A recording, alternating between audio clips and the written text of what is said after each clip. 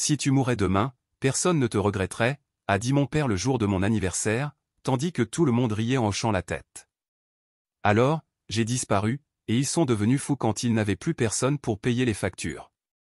C'était un jour de mai, la fête des mères, et par hasard, mon anniversaire.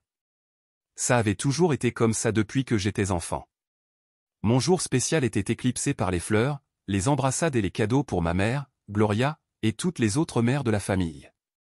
Ne te méprends pas, je n'ai rien contre les mères, mais quand tu es enfant et que ton anniversaire passe inaperçu parce que tout le monde est occupé à célébrer autre chose, ça fait mal. Et quand tu es adulte et que ça continue, ça fait encore plus mal. Ce jour-là, mon père, José, a organisé une grande réunion dans un restaurant chic du centre-ville.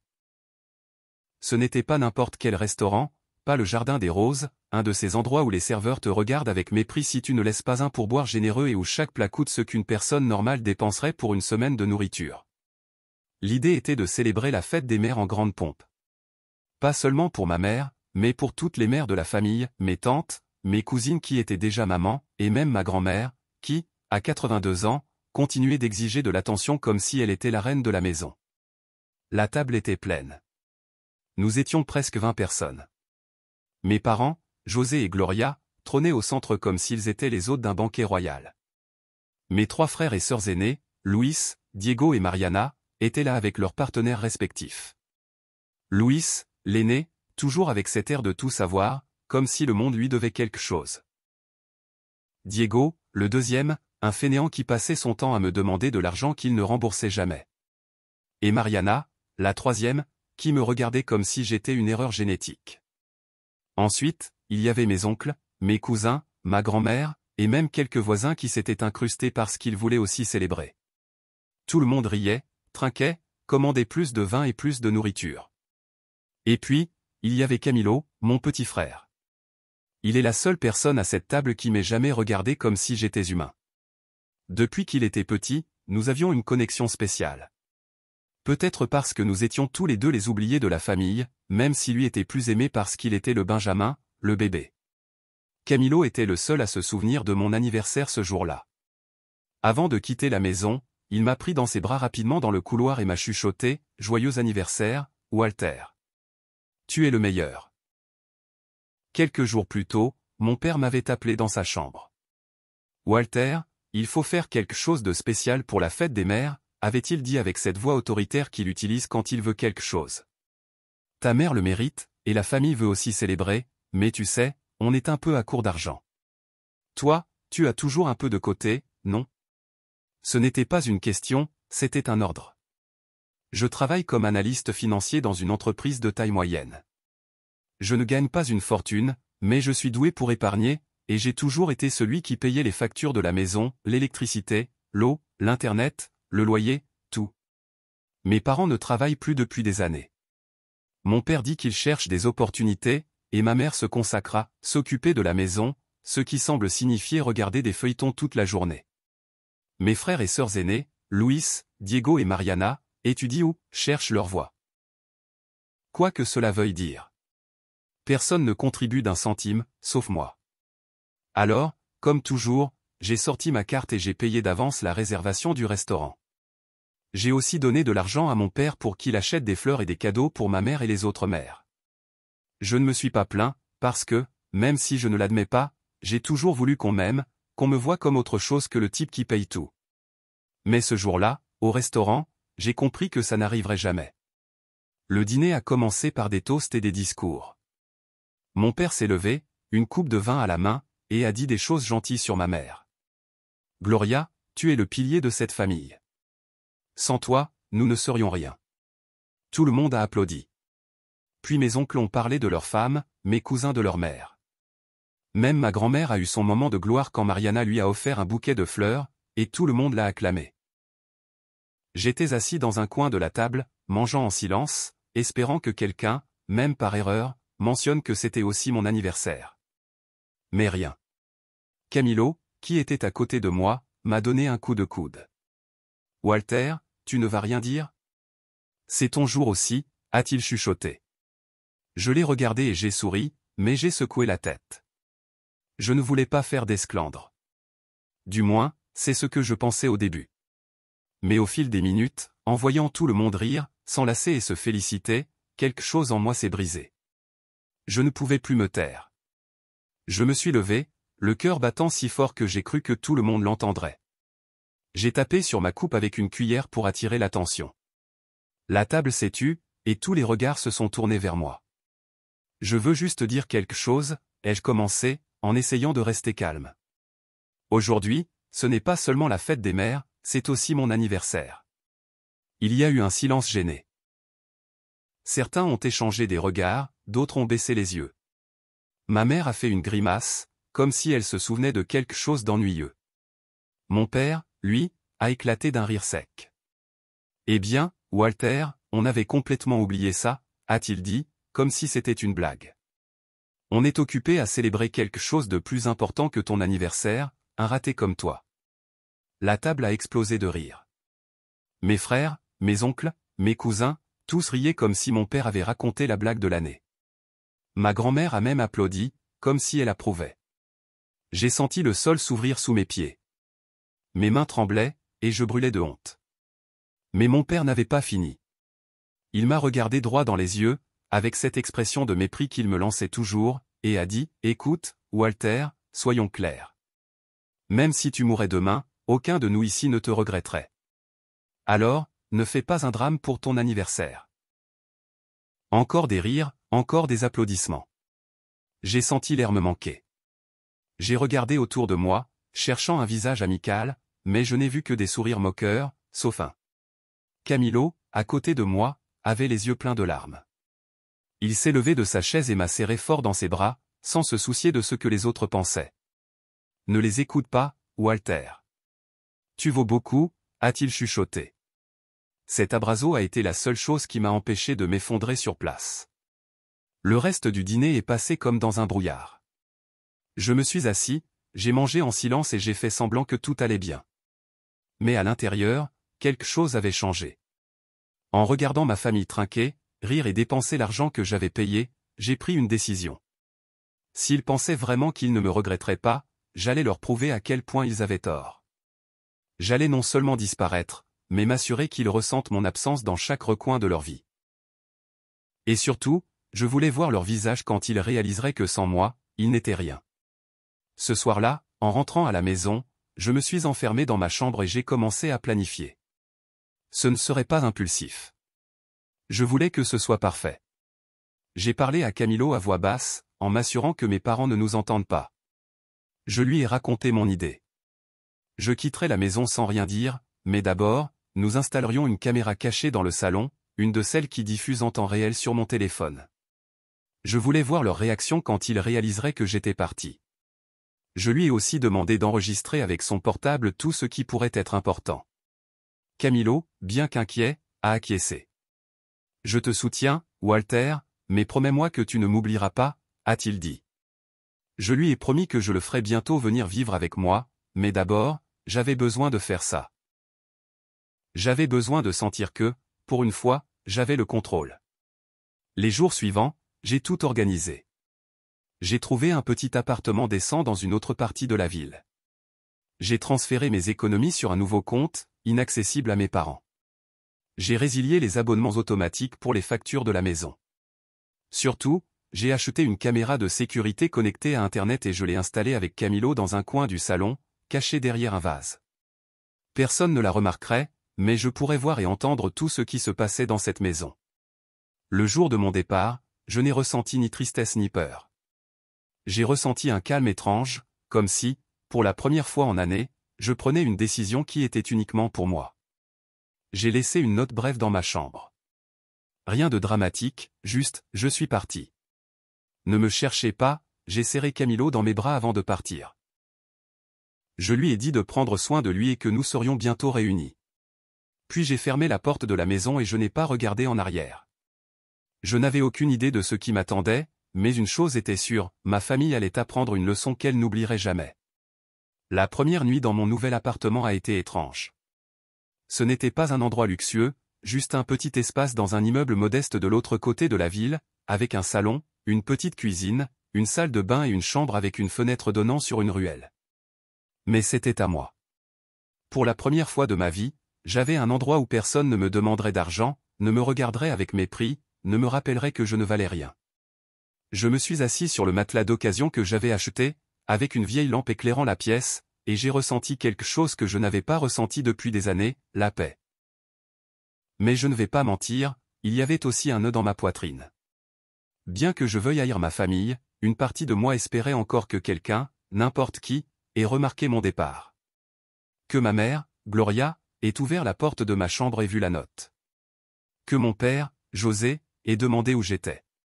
Que mes frères et sœurs, Luis, Diego ou Mariana, aient ressenti un vide en ne me voyant pas à la table du petit déjeuner. Mais non, personne n'a appelé, personne ne m'a écrit. Mon téléphone restait silencieux, sauf pour un message de Camilo ce soir-là, « Tout va bien, Walter. La caméra fonctionne. Personne n'a parlé de toi. Tu me manques. » Ce message m'a donné de la force. Camilo était mon ancre, le rappel que je n'étais pas complètement seul. J'ai répondu rapidement, « Merci, petit. Tiens bon. Bientôt, tu seras avec moi. » J'ai rangé le téléphone et ouvert l'application de la caméra de sécurité. L'image était claire. Le salon de la maison de mes parents, avec le vieux canapé où Diego se vautrait toujours pour regarder la télé, la table où ma mère laissait ses magazines, et le vase qui cachait la caméra. Quelques jours plus tard, ils ont commencé à ressentir mon absence. Je regardais la caméra tout en mangeant un sandwich dans mon appartement quand j'ai vu mon père entrer dans le salon, l'air agacé. Il tenait une enveloppe, probablement une facture. Il s'est assis sur le canapé et a appelé ma mère. « Gloria, viens une seconde », a-t-il dit avec ce ton autoritaire qu'il utilisait toujours. Ma mère est arrivée, s'essuyant les mains avec un torchon. « Qu'est-ce qu'il y a, José ?» Mon père a ouvert l'enveloppe et en a sorti une feuille. C'est la facture d'électricité. Elle est due dans une semaine. Où est Walter? C'est lui qui s'occupe de ça d'habitude. Ma mère a froncé les sourcils. Je ne sais pas, José. Je ne l'ai pas vu depuis dimanche. Je crois qu'il a laissé une note dans sa chambre, mais je ne l'ai pas lue. Mon père a soufflé. Va la chercher, alors. Ça ne va pas se payer tout seul. Ma mère est partie dans ma chambre et est revenue avec la note que j'avais laissée, je suis parti. Ne me cherchez pas, elle l'a lue à voix haute, et pour la première fois, j'ai vu une lueur d'inquiétude sur le visage de mon père. Qu'est-ce que ça veut dire? Il est parti? Où? Ma mère a haussé les épaules. Sûrement chez un ami. Il reviendra. Il revient toujours. J'ai ri tout seul dans mon appartement. Il revient toujours. Non, pas cette fois, papa. Pas cette fois. Mais ce qui a suivi était encore mieux. Mon père s'est levé et est allé dans la cuisine. Il a ouvert le frigo et a poussé un cri de frustration. Gloria, il n'y a rien ici. Qu'est-ce qu'on va manger? Ma mère est entrée, a regardé le frigo vide et est restée silencieuse. Walter faisait toujours les courses, a-t-elle murmuré, comme si elle venait de s'en rendre compte. Mon père l'a regardé, furieux. Eh bien, qu'il réapparaisse, alors. On ne peut pas vivre comme ça. La situation chez mes parents est devenue chaotique. Les premiers jours, comme je l'ai raconté, ils ont à peine remarqué mon absence, mais quand le frigo s'est vidé, que l'Internet a été coupé et que les factures ont commencé à s'accumuler, la réalité a commencé à les frapper. Camilo me tenait au courant de tout. Ces vidéos étaient comme des épisodes d'un feuilleton, mais dans ce feuilleton, les méchants étaient ma famille, et le héros même si je n'aimais pas me voir ainsi c'était moi. Une des vidéos importantes est arrivée un mois après mon départ. C'était une dispute dans le salon, enregistrée par la caméra cachée. Mon père était furieux, tenant une pile de factures à la main. « C'est inacceptable », criait-il. L'électricité, l'eau, le loyer, tout est en retard. Le propriétaire m'a donné 2 semaines pour payer, sinon il nous expulse. Où est Walter? Quelqu'un doit le trouver. Ma mère, assise sur le canapé, se tordait les mains. José, je t'ai dit, il ne répond pas au téléphone. Je ne sais pas où il est. Et si lui était arrivé quelque chose? Mon père l'a regardé avec mépris. Ne viens pas avec ça, Gloria. Si lui est arrivé quelque chose, c'est son problème, mais je ne vais pas laisser qu'on nous jette dehors à cause de lui. Ce soir-là, j'ai regardé la caméra et vu une scène que je n'oublierai jamais. Mon père faisait les 100 pas dans le salon, le téléphone à la main. Il laissait un message vocal sur mon répondeur parce que je ne répondais pas à ses appels. Walter, c'est ton père. Ce n'est plus drôle. Il faut qu'on parle. Reviens à la maison tout de suite. Tu ne peux pas nous faire ça. Sa voix était pleine de colère, mais aussi de quelque chose de nouveau, du désespoir. Ma mère, assise sur le canapé, pleurait en silence. Mes frères et sœurs étaient là, chacun avec un air abattu. Comment on va payer le loyer? Personne ici n'a de travail, a dit Luis. Diego a ajouté, Walter doit être quelque part. Quelqu'un doit savoir où il est. Mariana, pour la première fois, n'a rien dit. Elle fixait le sol, comme si elle comprenait enfin la gravité de la situation. J'ai souri en les voyant. Ce n'était pas un sourire de bonheur, pas exactement. C'était un sourire de triomphe. Mon père avait dit que personne ne me regretterait si je mourais, mais maintenant, un mois plus tard, ils étaient désespérés parce que je n'étais pas là. Pas parce qu'ils m'aimaient, pas parce qu'ils me valorisaient, mais parce que sans moi, leur monde s'effondrait. Et c'était exactement ce que je voulais. Mais le jour de l'expulsion, le jour que j'attendais, a été le point culminant. Camilo m'a prévenu tôt. Walter, c'est aujourd'hui. Le propriétaire est venu avec 2 types et a dit qu'ils devaient tout sortir avant ce soir. Je me suis assis dans mon appartement avec une tasse de café à la main et j'ai ouvert l'application de la caméra. La scène était chaotique. Mon père criait, essayant de négocier avec le propriétaire, mais l'homme ne cédait pas. José, je t'ai donné 1 mois. C'est fini. Tu paies ou tu pars. Ma mère pleurait, mettant des vêtements dans des sacs poubelles. Mes frères et sœurs sortaient leurs affaires, chacun avec un air de colère ou de défaite. Luis a crié, tout ça, c'est la faute de Walter. Ce salaud nous a laissés dans la rue. Diego, portant une boîte, a murmuré. Je n'aurais jamais cru qu'il ferait ça. Mariana, les larmes aux yeux, a dit, je le déteste, mais on a besoin de lui. Camilo a retiré la caméra cachée que nous avions installée et l'a rangée avant qu'elle ne soit découverte, puis il a tout filmé avec son portable. Il m'a envoyé la vidéo en temps réel. J'ai vu ma famille s'effondrer, sortir leurs affaires dans la rue pendant que les voisins regardaient depuis leurs fenêtres. Ma mère s'est assise sur le trottoir, la tête entre les mains, sanglotant. Mon père, pour la première fois, n'a pas crié. Il est resté debout, regardant la maison qui n'était plus la leur, avec une expression de défaite que je ne lui avais jamais vue. J'ai ressenti une vague de satisfaction si forte qu'elle m'a presque étourdi. C'était ce que je voulais. C'était la justice. Ce soir-là, j'ai écrit à Camilo, c'est l'heure, Camille. Viens à l'appartement. Tu mérites d'être ici. Je lui ai donné l'adresse et lui ai dit d'apporter ce qu'il pouvait.